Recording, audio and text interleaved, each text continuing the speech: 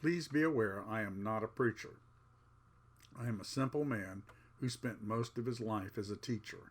Being a simple man, I have a simple view of Christianity. In Genesis 1:26, we are told, "Then God said, let us make humankind in our image, after our likeness, so that they may rule over the fish of the sea and the birds of the air, over the cattle, and over all the earth, and over all the creatures that move on the earth." When the Bible is talking image, it is talking about a spiritual image. Otherwise, God might look like me, and I don't think anyone would want that. That means we have a spiritual image, a soul. That soul is eternal. It is forever. Mankind decided to separate itself from God by sin. However, God had a plan to fix that problem, and he sent his son Jesus to carry out that plan. The plan was to go out and give mankind the choice of following Jesus to reunite with God or not. The choice is ours. Jesus explained this in John 3:16 through 18. "For this is the way God loved the world. He gave his one and only Son, so that everyone who believes in him will not perish but have eternal life. For God did not send his Son into the world to condemn the world, but that the world should be saved through him. The one who believes in him is not condemned. The one who does not believe has been condemned already, because he has not believed in the name of the one and only Son of God." Then Jesus went out and proved that he was really the Son of God. Jesus allowed mankind to kill him.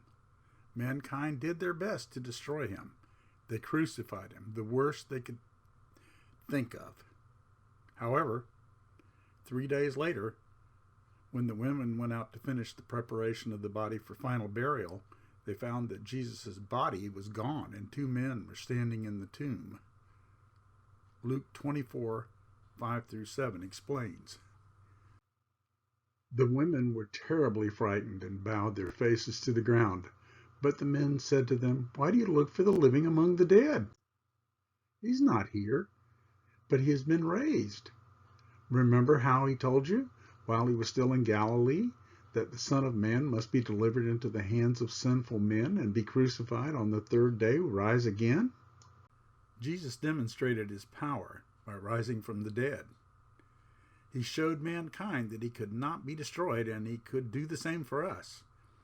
He promised that we who follow him will be raised from the dead and be sons of God with him.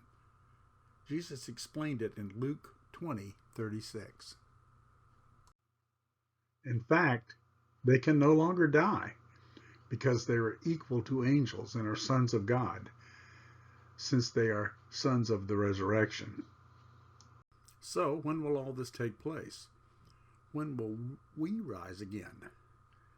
Jesus told the thief on the cross that he, the thief, would rise on the same day.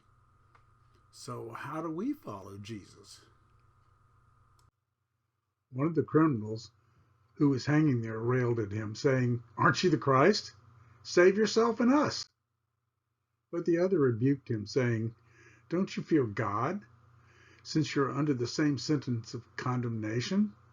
And we are rightly so, for we are getting what we deserve for what we did, but man has done nothing wrong. Jesus, remember me when you come into your kingdom."